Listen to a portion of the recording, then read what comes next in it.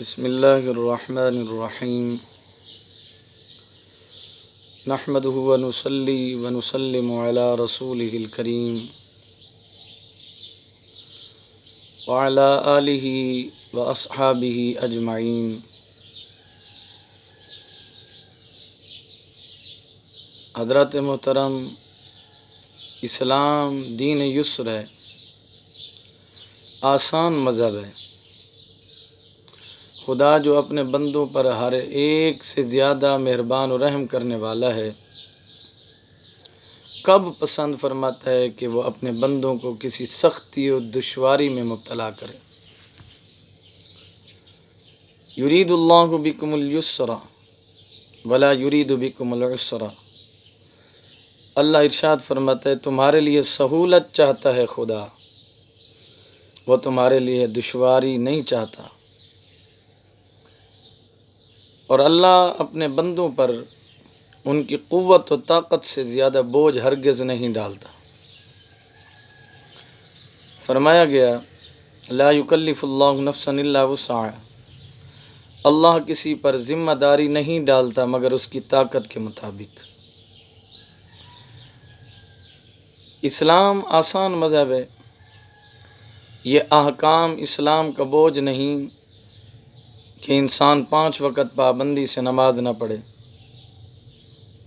ہر سال اپنے مال کی زکوٰۃ ادا نہ کرے، روزہ نہ رکھے، حج فرض ہو تو نہ کرے۔ ان تمام احکام پر عمل کرنا تو آسان ہے۔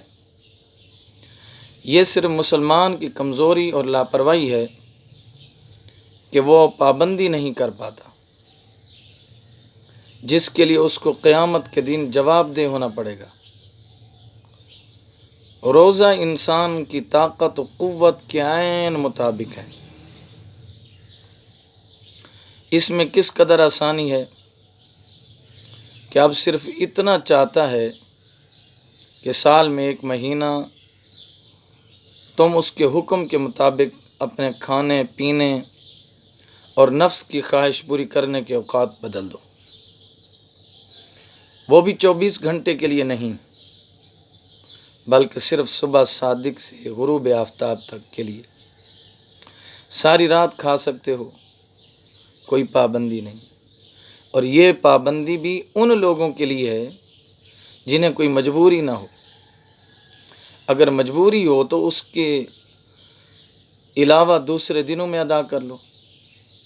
فمن کان منکم مریضا او علی سفر فعدۃ من ایام اخر وعلی الذین یطیقونہ فدیۃ طعام مسکین فمن تطوع خیرا فہو خیر اللہ۔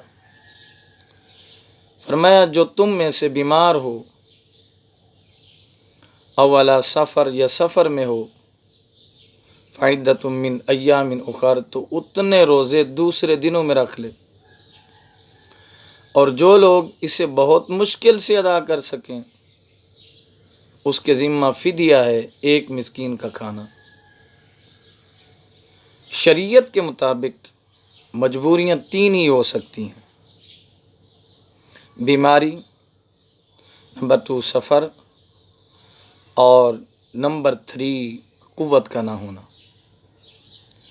آسانی چاہنے والا خدا اجازت دیتا ہے کہ اگر بیماری یا سفر کی حالت میں ہو تو تم روزے قضا کر سکتے ہو، اور اگر بالکل ہی قوت نہ ہو، طاقت نہ ہو، سکت نہ ہو تو پھر فدیہ ادا کر سکتے ہو۔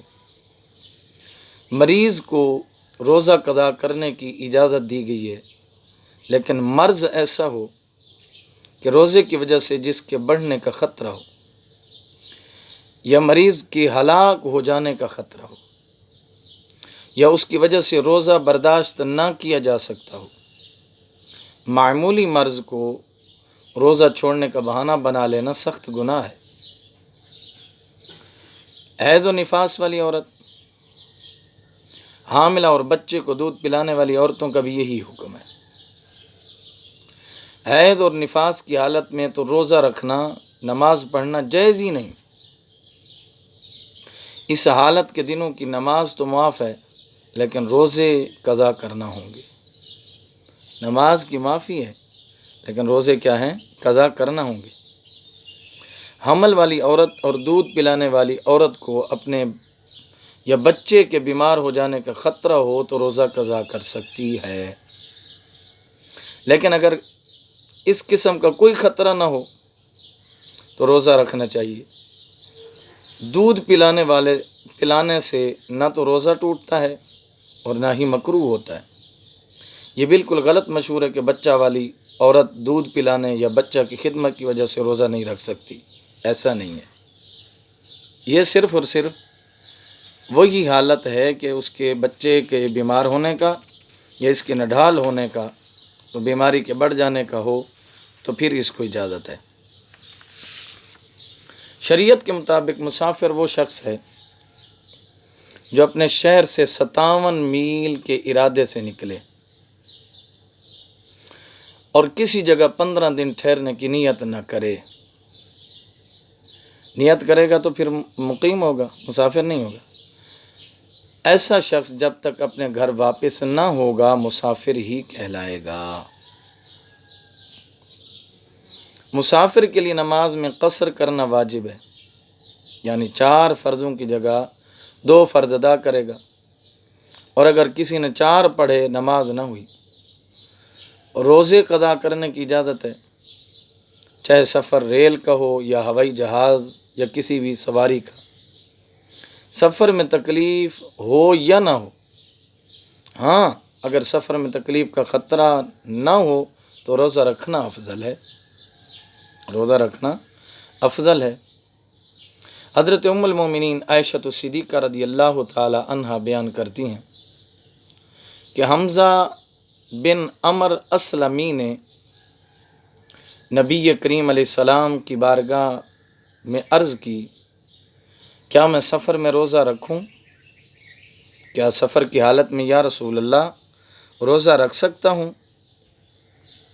یہ سوال انہوں نے اس لیے کیا تھا کہ وہ بہت روزے رکھا کرتے تھے، تو نبی کریم علیہ السلام نے فرمایا، ان شئت فصم و ان شئت فافطر، فرمایا اگر چاہو تو روزہ رکھ لو، چاہو تو افطار کر لو، روزہ نہ رکھو۔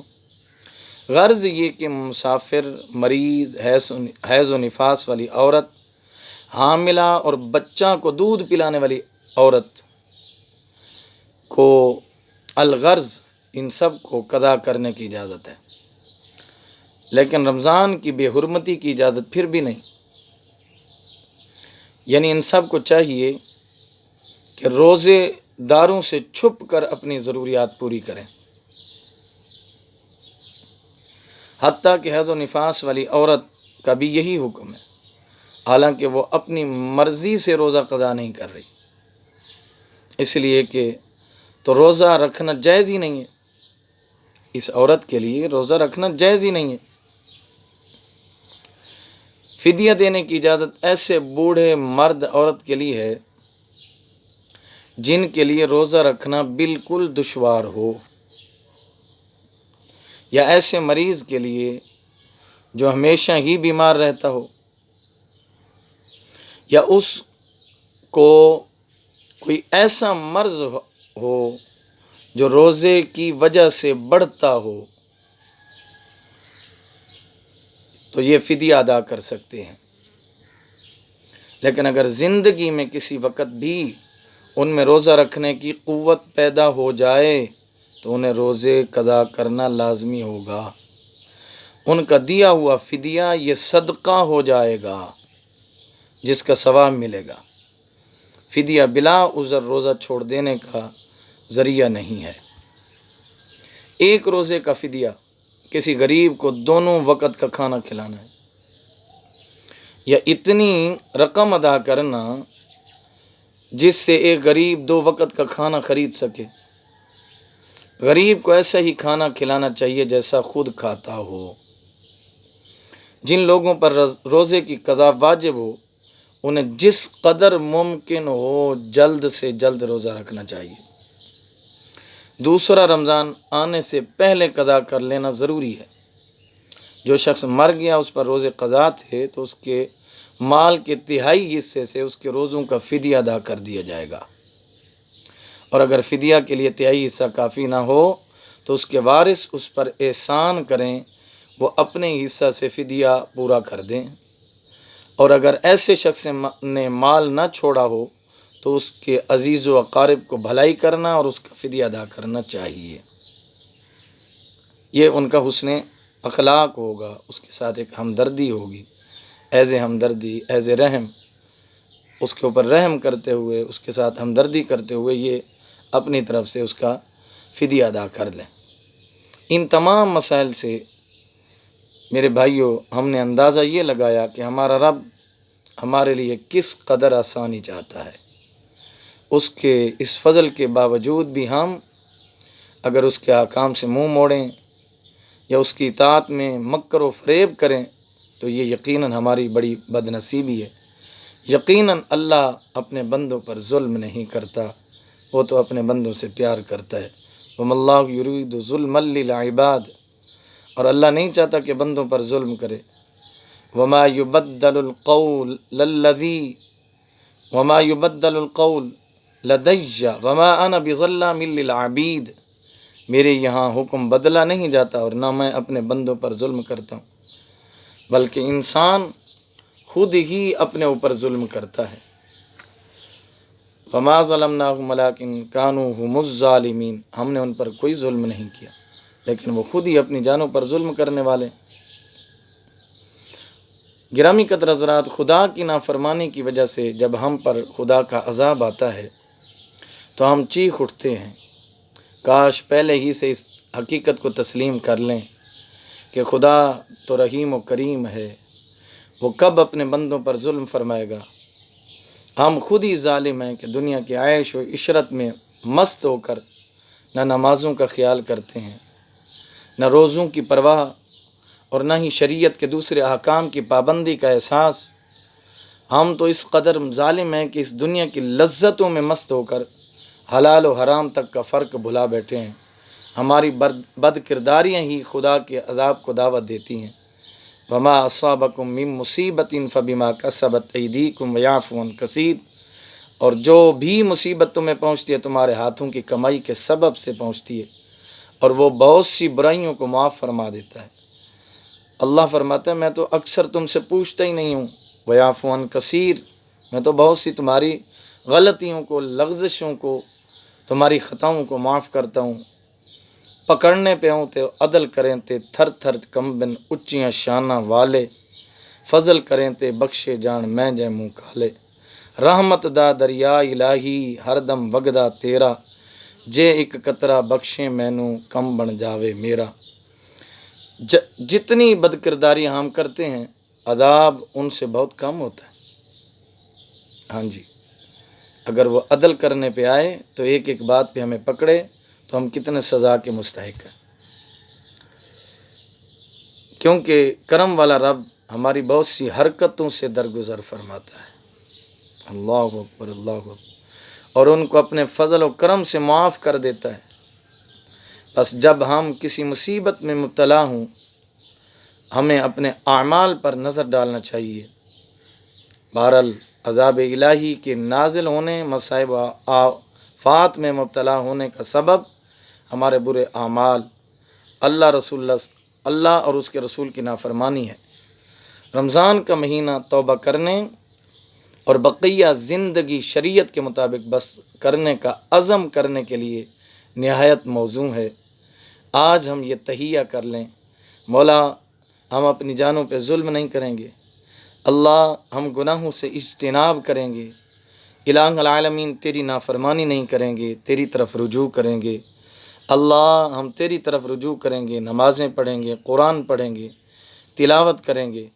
اور اگر ہمارا سال اسی انداز سے گزرا تو میں ببانگ دہل اور یقین کامل کے ساتھ یہ کہنا حق بجانب سمجھتا ہوں کہ پھر ہماری زندگی سنور جائے گی، اور جب ہماری زندگی سنور جائے گی ہماری یہ دنیا بہتر ہو جائے گی، اور جب یہ دنیا بہتر ہو گئی تو آخرت میں بھی سرخرو ہوں گے، چونکہ ربنا آتینا فی الدنیا حسنہ، اللہ ہماری زندگی دنیاوی زندگی بہتر فرما، جس کی دنیاوی زندگی بہتر ہو گئی اس کی آخرت بھی بہتر ہو جائے گی۔ اللہ ہم سب کو کا حامی و ناصر ہو، رب ذوالجلال ہم سب کو عمل کی توفیق عطا فرمائے۔ وآخر دعوایا ان الحمد للہ رب العالمین۔